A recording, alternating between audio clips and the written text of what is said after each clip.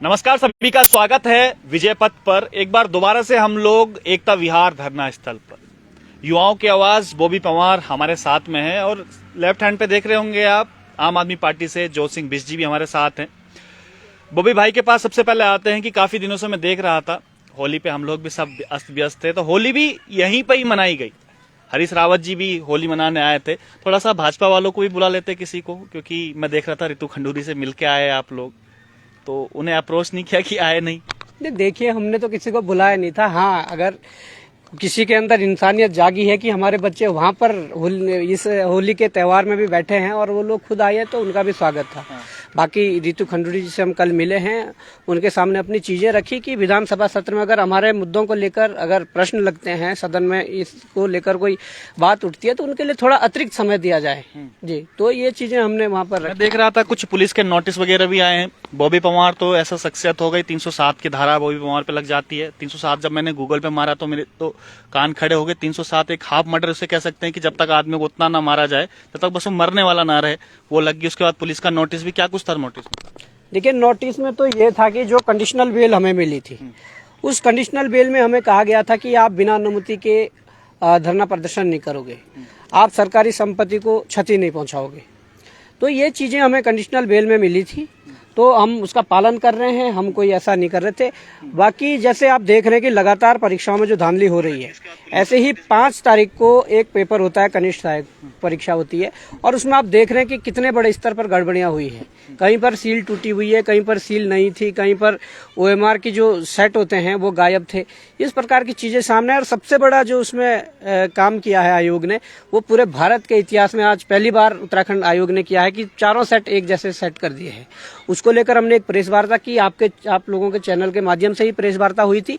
उस प्रेस वार्ता को लेकर जो हमने उसमें चीजें कही, और अंतिम ने प्रेस वार्ता खत्म करते करते मैंने एक बात कही थी कि जब तक हम सड़कों पर नहीं उतरेंगे और इन्हें सबक नहीं सिखाएंगे, तब तक यह हमारे साथ ऐसा छलावा करते रहेंगे। बस इतनी सी बात कहनी थी, और हमारे उस स्टेटमेंट को पुलिस ने लिया और उस स्टेटमेंट के आधार पर ये देखिए नोटिस दे दिया, और ये हाईलाइट किया है, आप खुद पढ़ लीजिए। जरा दोबारा से मैं पढ़ के सुना देता हूँ आपको, ये आप देख लीजिए। जो प्रेस वार्ता बॉबी पंवार ने की थी, जिसमें 4 पेपर जार सेट थे, एक जैसे क्वेश्चन पेपर उसके आगे थे। उसके बाद लास्ट की लाइन उन्होंने बोलती, जब तक हम सड़कों पर नहीं उतरेंगे और इन्हें सबक नहीं सिखाएंगे, तब तक हमारे साथ ऐसा ही छलावा करते रहेंगे। अच्छा, इसको कोड किया है और कहा कि आपने मतलब भड़का रहे हैं लोगों को। बिल्कुल यही कोड किया है, और ये कह रहे हैं कि तुम जो कंडीशनल बेल मिली है उसका उल्लंघन कर रहे हैं। देखिए, हमारा संविधान हमें आर्टिकल 19 में हमें अभिव्यक्ति की स्वतंत्रता देता है, और उसके तहत हम ये कह रहे हैं। आप कह रहे हैं कि सड़कों पर बिना अनुमति के नहीं उतरोगे या सरकारी संपत्ति को क्षति नहीं पहुंचाओगे, इस तरह की जो चीजें, ठीक है, हम उसका पालन कर रहे हैं, परंतु हम बोल रहे हैं, और बोल हम इसलिए रहे हैं कि हमें प्रदेश की पीड़ा है। हम बोल इसलिए हैं कि हमने 5-6 साल धक्के खाए हैं, हम 5-6 सालों से लड़ रहे हैं। बोल हम इसलिए रहे हैं। बिष्ट जी के पास भी चलते हैं। बिष्ट जी काफी अनुभवी, जो उनका अब तक का राजनीतिक कैरियर रहा है, काफी अनुभव भरा रहा है, राज्य आंदोलनकारी भी रहे हैं। बिष्ट जी, किस तरीके से देखते हैं अभी जो बताया कि सड़कों पर, जब बॉबी पंवार का लास्ट का स्टेटमेंट था कि जब तक हम सड़कों पर नहीं उतरेंगे, तब तक क्या था बॉबी भाई वो पूरा स्टेटस, जो जब तक सड़कों पर नहीं उतरेंगे तब सबक नहीं सिखाएंगे, हमारे साथ ऐसा ही छलावा करते रहेंगे। उसके बाद नोटिस दे दिया जाता है। किस तरीके से देखते हैं, क्योंकि काफी आप एक वरिष्ठ भी रहे हैं, आम आदमी पार्टी के नाते में सवाल नहीं पूछ रहा हूँ, वरिष्ठता के नाते आपसे सवाल पूछ। नहीं, आपने ठीक कहा कि मैं राज्य आंदोलनकारी रहा, और जिस समय राज्य आंदोलन की लड़ाई हम लड़ रहे थे, तो उस समय हमारे जो केंद्र में थे राज्य के, वो नौजवान थे जिनके भविष्य के रक्षा के लिए वो लड़ाई लड़ी गई कि अलग राज्य की मांग की गई। और उस समय जिस भावना के साथ लोगों ने शहादत दी, पुलिस के अत्याचार सहे, और उस आंदोलन को तब तक चलाया जब तक राज्य का निर्माण नहीं हो गया, तो वो सब लोग हम मिलकर के जो आंदोलनकारी हैं, आज के हालात को जो देखते हैं तो फिर रोना आता है। हमें तकलीफ होती है कि इससे अच्छे तो उत्तर प्रदेश में थे भाई। जो आजादी हमें मिली, उसमें जो बोलने की, अभिव्यक्ति की स्वतंत्रता है, ये तो सत्ता में जो लोग बैठे हैं उस पर अंकुश लगा रहे हैं। ये जो धरना स्थल जहां पर हम बैठे हुए हैं, एकता विहार, ये जैसे कहते अंग्रेजों के जमाने काला पानी वाली जो जेल होती थी, या काल कोठरी में किसी को डाल दो, ऐसे ही धरना स्थल बनाया गया है। ये धरना स्थल ऐसी जगह पर होना चाहिए था कि इस अस्थायी राजधानी में राज्य के किसी हिस्से से कोई आता या बाहर के लोग आते, वो देखते कि इस राज्य के अंदर के हालात क्या हैं, तो धरना स्थल पर जब लोग बैठे होते हैं, उनकी मांगों को लोग देखते सुनते हैं, तो सरकार के कामकाज का उससे अंदाजा लगता है। इन्होंने तो ऐसा कर दिया कि साहब तुमको कोई देख न सके, तुमको वहां पर पानी नहीं, बिजली नहीं, रहने की व्यवस्था नहीं, और तुम्हारी कोई मांग की सुनवाई न हो। एक जैसे बॉबी पवार जमानत के बाद सशर्त जमानत हुई, पहले तो मैं न्यायालय के उस फैसले पर मेरा माननीय न्यायाधीश जी से एक निवेदन है कि आप पुलिस की सुनवाई करोगे या जनपक्ष की सुनवाई करोगे, ये अपने आप में एक सवाल है। जमानत में जो धारा 307 लगी, जिसका कोई अस्तित्व नहीं था, और कोर्ट ने जब कहा कि 307 हटाओ, तब उन्होंने हटाई, तो कोर्ट को उससे समझ जाना चाहिए था कि ये जो धाराएं लगाई गई, इनके खिलाफ जो केस बनाया गया, उसमें गड़बड़ है, तो जमानत सशर्त नहीं होनी चाहिए थी। जहां तक 9 फरवरी का वाकया है, तो 2 अक्टूबर 1994, जिसको हमने रामपुर तिराहे पर देखा और झेला है, उससे ज्यादा बर्बर उत्तराखंड की पुलिस ने होकर के दिखाया। किसके आदेश पर? क्या वो लाठियां जिस तरह से जोर अजमाइश के साथ वो नौजवान चला रहे थे, तो क्या वो अपनी इच्छा से चला रहे थे? अरे वो इसी राज्य के निवासी हैं। अगर रैपिड एक्शन फोर्स के कहीं ऐसी दूर दराज के होते दूसरे राज्य के, और वो लाठी मारते जोर से, तो तब हम सोचते कि भाई इन काम से क्या लेना देना। ये तो सभी पूरा उत्तराखंड के लोगों ने देखा, और सारे के सारे लोगों ने कहा भी पुलिस को कि भाई आपने लाठी चार्ज क्यों कर दिया। आपसे भी एक सवाल मैं पूछ लेता हूं, अगर आम आदमी पार्टी के उसमें, आम आदमी पार्टी मनीष सिसोदिया की सीबीआई जिस समय होती है, उस समय पूरा घेराव कर देती है भारतीय जनता पार्टी के ऑफिस का, लेकिन आम आदमी पार्टी युवाओं के साथ नजर नहीं आती है। क्या कुछ हो रहा है? क्योंकि चुनाव के समय पे तो आ जाती है बोलने के लिए, क्योंकि लोग सवाल पूछ रहे हैं, कमेंट बॉक्स में मैं देख रहा हूं, लोग सवाल पूछ रहे हैं। आप एक वरिष्ठ हैं, इसलिए वरिष्ठ के नाते आपसे सवाल पूछ रहा हूं। सवाल का जवाब दूंगा। मनीष सिसोदिया जी दिल्ली के उप मुख्यमंत्री हैं। दिल्ली में हमारी दूसरी बार की सरकार है, तो वहां पर निश्चित रूप से हमारा नेटवर्क बड़ा है, तो उस बड़े नेटवर्क ने बड़ी संख्या में जाकर के वहां पर घेराव किया। उत्तराखंड में हमारी जो विधानसभा चुनाव में स्थिति है, उसका आकलन करके हमारा जो यहाँ पर संख्या बल है, तो हमने बेरोजगारों के आंदोलन को पहले दिन से समर्थन दिया, फिजिकल समर्थन भी दिया, धरना प्रदर्शन से लेकर के बीजेपी कार्यालय के घेराव और पुतला दहन, वो सब कार्यक्रम हमने किए। लेकिन संख्या बल आपको कम दिखाई देता है, ये बात आपकी ठीक है। संख्या बल जिस दिन हमारा बढ़ेगा, उस दिन हम बड़ी संख्या के साथ आपको दिखाई देंगे, तो आपकी नजर भी हम पर पड़ जाएगी। अभी हम छोटी संख्या में, तो आपकी नजर भी नहीं पड़ रही और कमेंट करने वालों की नजर भी नहीं पड़ रही। चलिए, कमेंट करने वाले जरूर देखिएगा, बेइज्जती वहां होते कि नहीं होते, दोबारा जरूर सवाल पूछूंगा मैं। बॉबी पवार के पास लौट के चलते हैं, क्योंकि आज जो मेन मुद्दा था बॉबी पवार से जुड़ा हुआ था। बॉबी पवार, मैं आपकी अभी प्रोफाइल चेक कर रहा था, उस प्रोफाइल में आपने लिखा होगा यदि यूपीएससी के अध्यक्ष डॉक्टर राकेश कुमार नौकरी करना चाहते हैं, तो उन्होंने जनवरी 2020 में वीआरएस क्यों लिया? आप उन पर भी सवाल। यूकेपीएससी के अध्यक्ष जो डॉक्टर राकेश कुमार जी है, वो पहले आईएएस यहाँ पर है, सचिवालय में वो थे, तो अगर उन्हें आराम ही करना था, तो उन्होंने जनवरी में अंतिम दिनों में उन्होंने 2020 में वीआरएस ले लिया। हमने सोचा ठीक है, आराम करने ले लिया होगा, अब बुढ़ापा अपने आराम की जिंदगी काट रहे होंगे। परंतु उसके बाद ऐसा लालच या ऐसा लोभ क्या चढ़ा कि यहाँ से तो बीआरएस ले रहे हैं, जो सर्विस बची हुई थी, और उसके बाद आप आयोग के अध्यक्ष बन जाते हैं, तो कुछ मामला तो बड़ा है, कुछ मामला तो गड़बड़ है। क्योंकि जब यहाँ पर वो अपर मुख्य सचिव थे, तो शायद यहाँ पर मुख्यमंत्री निशंक जी थे, और अभी जो तार जुड़ रहे हैं, मैं साफ स्पष्ट शब्दों में कह दूं, जो धारीवाल जो अभी पकड़ा नहीं गया, जो प्रधान था अपना हरिद्वार में, और जो 25,000 रुपए इनामी भी घोषित कर दिया है, वो धारीवाल जेई के भर्ती में इन्वॉल्व था, वो पकड़ा नहीं गया, और वो मंडल अध्यक्ष बनाया था। अभी 17 जनवरी को मंडल अध्यक्ष बनाया जाता है। 20 जनवरी को हम एसआईटी और आयोग को जो चीजें देते हैं, जो क्वेश्चन बैंक हम जेई का देते हैं, जो हमें सहारनपुर से प्राप्त हुआ था, उसके बाद उसमें विवेचना करते हैं, तो धारीवाल का नाम आता है, तो धारीवाल को 25 जनवरी को हटा दिया जाता है। और पूरे भाजपा के जो प्रदेश अध्यक्ष से लेकर सभी नेता उन्हें पूर्व मंडल अध्यक्ष कहकर पुकारते हैं। आप देखिए कितना शॉर्ट टाइम है, 17 जनवरी को बनाते हैं, 20 को हम चीजें देते हैं। और तो ऐसा भी स्पष्ट होता है कि खबर पहले ही भाजपा तक पहुंच गई थी कि ये कहीं ना कहीं देखिए, जब हमने 17 को तो इन्होंने बनाया मंडल अध्यक्ष, 20 को हमने चीजें जो दी हैं एसआईटी को भी दी और आयोग को भी दी। उसके बाद जो 2-3 दिनों में विवेचना हुई, उस विवेचना में शायद साफ निकल कर आ गया होगा किसके हाथ है, किसका यहाँ पर संलिप्तता पाई जा रही है, तो 25 तारीख को हटा भी देते हैं।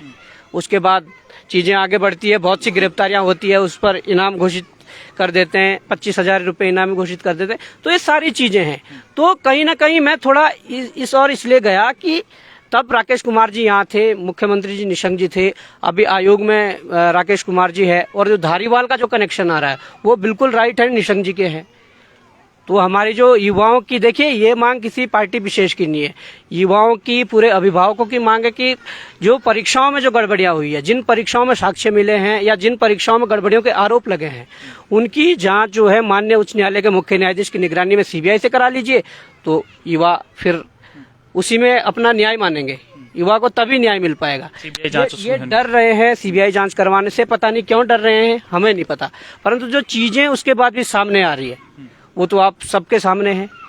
इतना कुछ होने के बाद भी आयोग के अध्यक्ष को कहा गया कि आप पहले जांच करवा लीजिए फिर परीक्षा करवा लीजिए। आयोग के अध्यक्ष को कहा गया कि पीसीएस का पेपर जिससे एसडीएम भी बनने हैं, जिससे डीएसपी भी बनने हैं, उस पेपर में, प्री के पेपर में सील नहीं थी।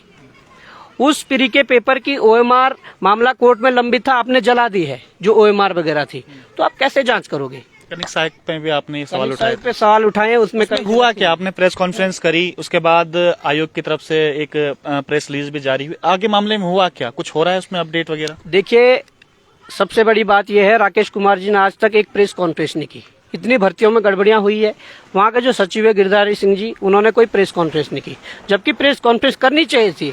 आप जैसे पत्रकारों के सवाल जब वहाँ जाते तो उनका कुछ जवाब आता, परंतु वो इससे बच रहे हैं, सिर्फ इसलिए बच रहे हैं कि उनके पास सफाई देने के अलावा कोई और वो नहीं है। और सफाई दे रहे हैं, अपना लेटर जारी करके सफाई दे रहे हैं कि ए से डी तक सेम जो चीजें हुई है, ए से डी तक जो सेट बने हैं उसमें समान सेट होने के बावजूद भी उसकी शुचिता भंग नहीं हुई।